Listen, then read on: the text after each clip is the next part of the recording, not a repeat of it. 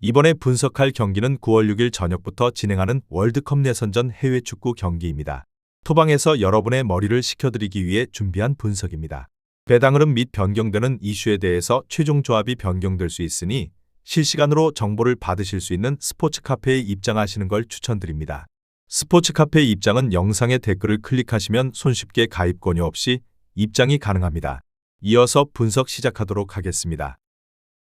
첫 번째 경기는 라트비아와 세르비아입니다.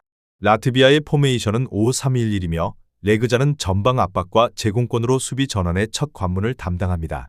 이카오니에크스는 중원에서 볼 간수와 전진 패스를 통해 전개를 시도하지만 강한 압박을 받으면 쉽게 흔들릴 수 있습니다. 바르슬라반스는 측면에서 왕성한 활동량을 보이지만 수비와 공격을 동시에 소화하기에는 부담이 큽니다. 라트비아는 파이브백 구조로 수비 안정에 초점을 맞추지만 하프스페이스 침투 대응에서 기동력이 떨어져 치명적 공간을 열어줄 위험이 큽니다. 세르비아의 포메이션은 3-1-4-2이며 미트로비치는 문전에서 제공권과 마무리 능력으로 언제든 득점을 책임질 수 있는 핵심입니다. 테르지치는 측면에서 속도와 오버래핑을 통해 상대 진영 깊숙이 파고들며 공격 전개에 활력을 불어넣습니다.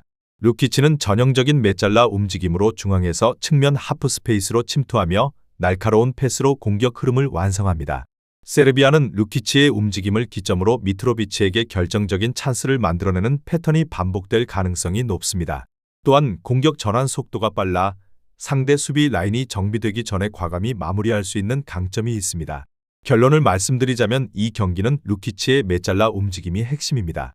세르비아는 루키치가 중앙에서 측면으로 침투하며 하프스페이스를 공략하고 곧바로 미트로비치의 결정적인 마무리로 연결할 수 있습니다. 라트비아는 파이브백으로 버티려 하지만 하프스페이스 대응력이 떨어져 파이널 서드에서 실점 위험이 큽니다. 세르비아는 단순하지만 확실한 패턴으로 공격을 풀어가며 라트비아의 밀집 수비를 흔들어낼 가능성이 충분합니다. 그리고 전술적 완성도와 개개인의 기량 차이를 고려하면 세르비아가 경기 흐름을 주도하며 안정적인 승리를 가져갈 수 있습니다. 세르비아의 승리와 오버를 추천드리는 경기입니다. 두 번째 경기는 아르메니아와 포르투갈입니다. 아르메니아의 포메이션은 4-3-2-1이며 세비키아는 전방에서 연계와 마무리를 시도할 수 있지만 압박에 몰리면 쉽게 고립됩니다. 샤고야는 측면에서 돌파와 크로스를 시도하지만 수비 가담에서 빈틈을 보이며 뒷공간이 열리는 약점이 있습니다.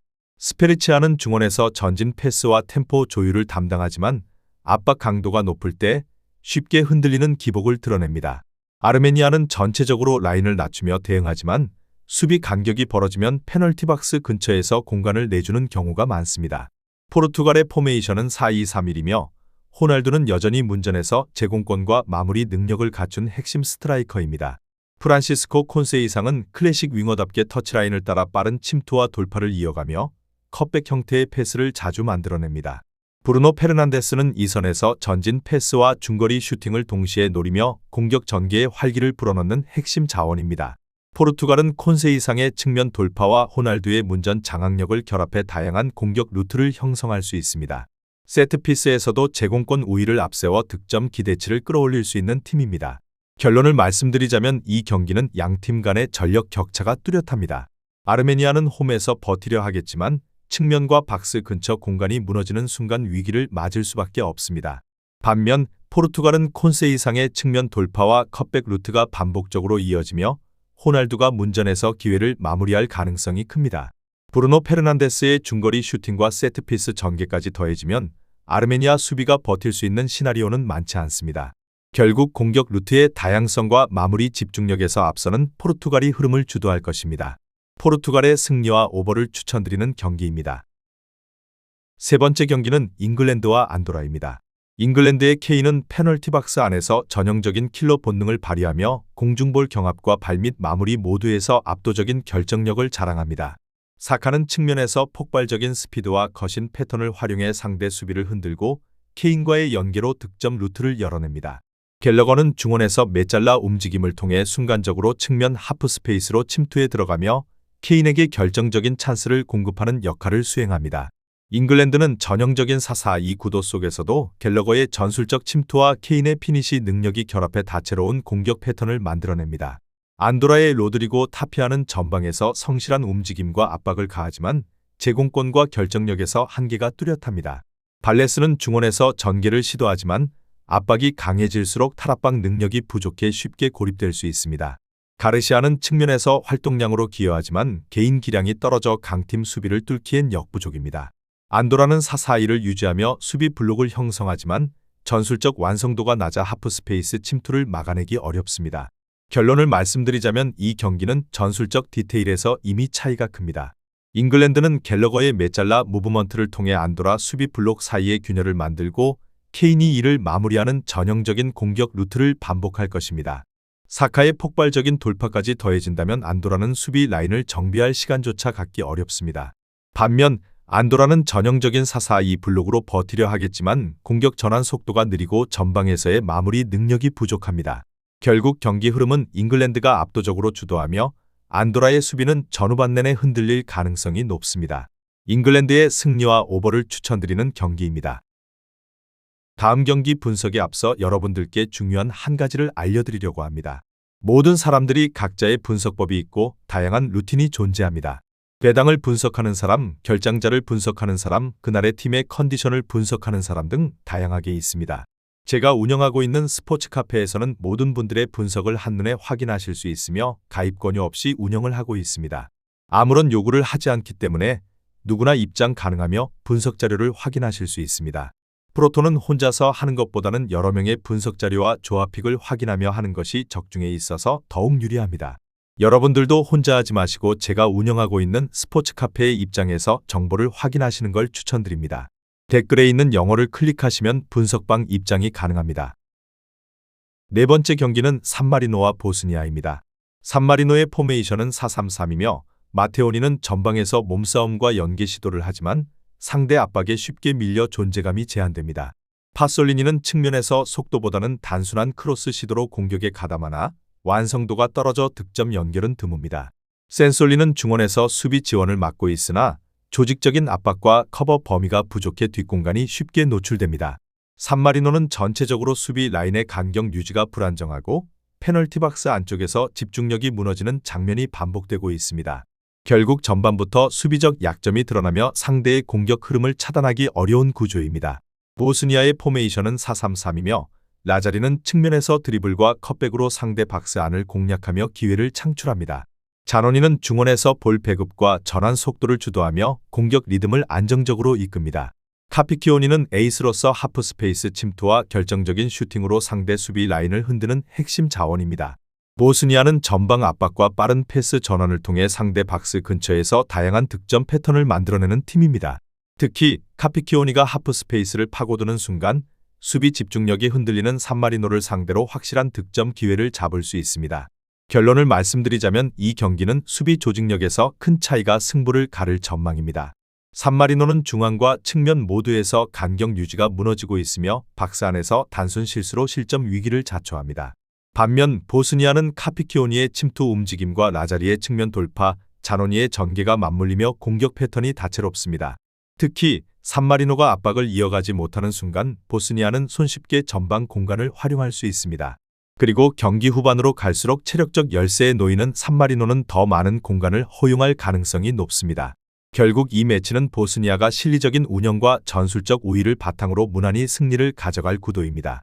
보스니아의 승리와 오버를 추천드리는 경기입니다. 다섯 번째 경기는 오스트리아와 키프로스입니다.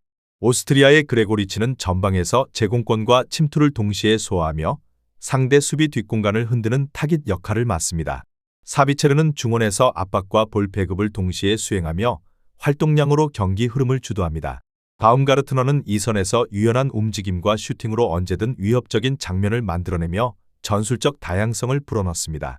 오스트리아는 4-2-3-1을 기반으로 하되 중원에서 수적 우위를 확보해 점유율을 안정적으로 가져가고 공격 루트를 다채롭게 전개할 수 있습니다. 키프로스의 카콜리스는 전방에서 활동 반경이 넓지 않지만 순간적인 집중력으로 결정적인 기회를 살릴 수 있습니다. 앤더슨 코레이아는 측면에서 스피드를 활용한 돌파로 공격 활로를 열려하지만 후방 지원이 부족할 경우 위력이 반감됩니다.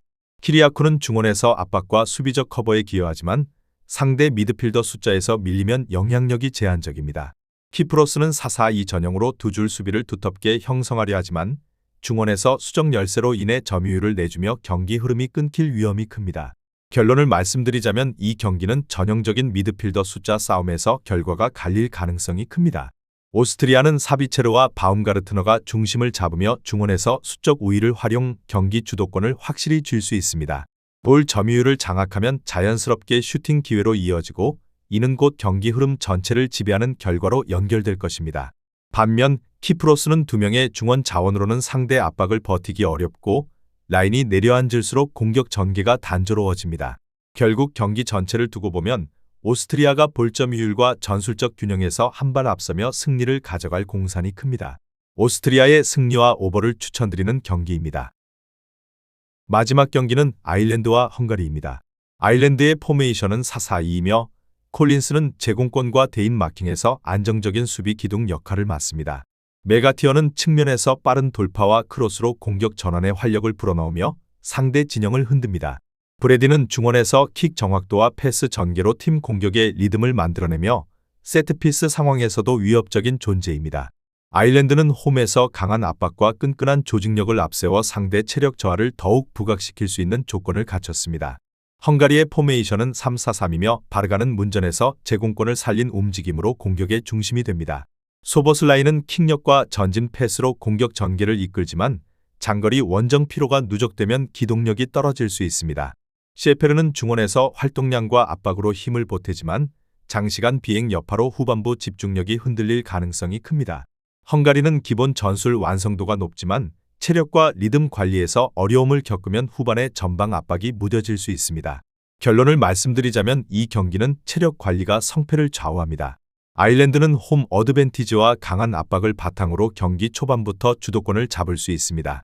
반면 헝가리는 동유럽에서 서유럽 끝자락까지 이어지는 장거리 원정으로 인해 피로 누적이 불가피합니다. 특히 후반으로 갈수록 활동량 저하와 간격 관리 문제가 드러나며 수비 라인이 흔들릴 수 있습니다. 결국 체력과 심리적 안정감에서 우위를 보이는 아일랜드가 경기를 가져갈 가능성이 큽니다. 아일랜드의 승리와 언더를 추천드리는 경기입니다. 본인의 생각과 비슷하다면 한번 도전해보시는 것도 나쁘지 않다고 판단됩니다. 내일 새로운 영상으로 찾아뵙겠습니다. 시청해주셔서 감사합니다. 프로토는 단지 운으로 하는 게임이 절대 아닙니다. 모든 분야의 전문가들이 존재하듯 프로토도 분명 전문가들이 존재합니다. 경기 시작 전에 다양한 분석 자료 확인은 필수이며 가장 중요한 정보력이 수익의 80% 이상 지분을 차지하고 있습니다. 수익을 원하시는 분들은 이상한 곳에 가입비 내고 가입하지 마시고 유튜브에서 여러 가지 영상을 찾아보신 뒤에 해당 영상 등을 참고하여 베팅하시는 걸 추천드립니다. 오늘도 영상을 시청해 주셔서 감사드리며 행복한 하루 되시길 바랍니다.